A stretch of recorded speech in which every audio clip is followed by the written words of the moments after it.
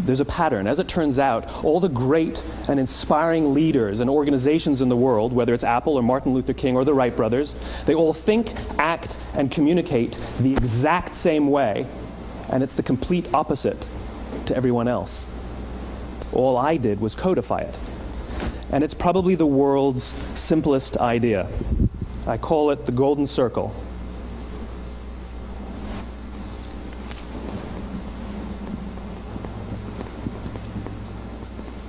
Why, how, what?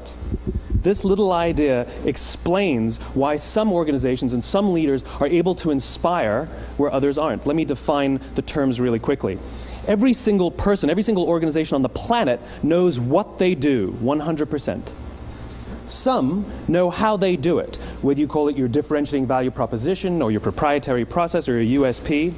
But very, very few people or organizations know why they do what they do.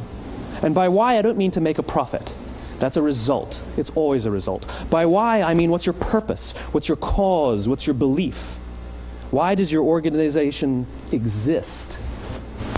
Why do you get out of bed in the morning? And why should anyone care? Well, as a result, the way we think, the way we act, the way we communicate is from the outside in. It's obvious. We go from the clearest thing to the fuzziest thing. But the inspired leaders and the inspired organizations, regardless of their size, regardless of their industry, all think, act, and communicate from the inside out. Let me give you an example. I use Apple because they're easy to understand and everybody gets it. If Apple were like everyone else, a marketing message from them might sound like this. We make great computers. They're beautifully designed, simple to use, and user-friendly. Want to buy one? Meh.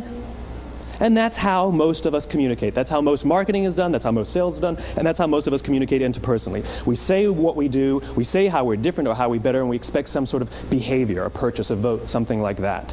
Here's our new law firm. We have the best lawyers with the biggest clients. We have, we always perform for our clients, do business with us. Here's our new car. It gets great gas mileage. It has, leather seats. Buy our car. But it's uninspiring. Here's how Apple actually communicates. Everything we do, we believe in challenging the status quo. We believe in thinking differently. The way we challenge the status quo is by making our products beautifully designed, simple to use, and user-friendly. We just happen to make great computers. Want to buy one? Totally different, right? You're ready to buy a computer from me. All I did was reverse the order of the information. What it proves to us is that people don't buy what you do, people buy why you do it. People don't buy what you do, they buy why you do it. This explains why every single person in this room is perfectly comfortable buying a computer from Apple. But we're also perfectly comfortable buying an MP3 player from Apple, or a phone from Apple, or a DVR from Apple. But as I said before, Apple's just a computer company. There's nothing that distinguishes them structurally from any of their competitors. Their competitors are all equally qualified to make all of these products. In fact, they tried. A few years ago, Gateway came out with flat-screen TVs. They're eminently qualified to make flat-screen TVs. They've been making flat-screen monitors for years. Nobody bought one. And Dell came out with MP3 players and PDAs.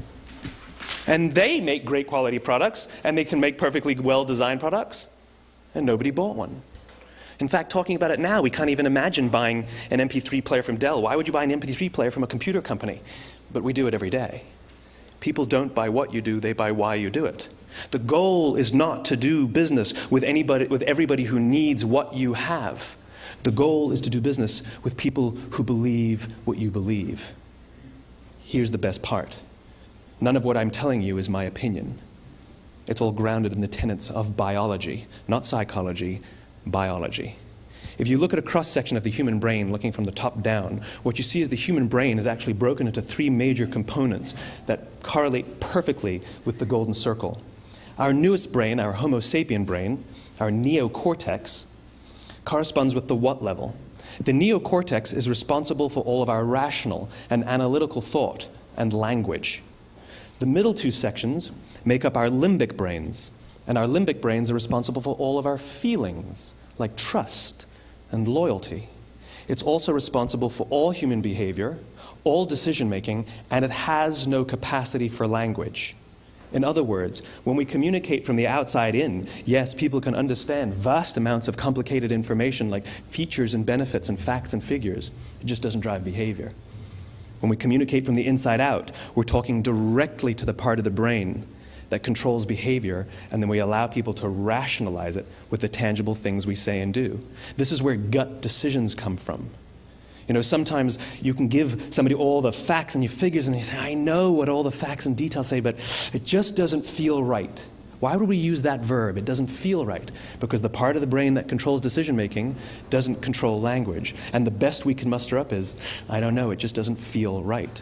Or sometimes you say you're leading with your heart or you're leading with your soul. Well, I hate to break it to you, those aren't other body parts controlling your behavior. It's all happening here in your limbic brain, the part of the brain that controls decision-making and not language.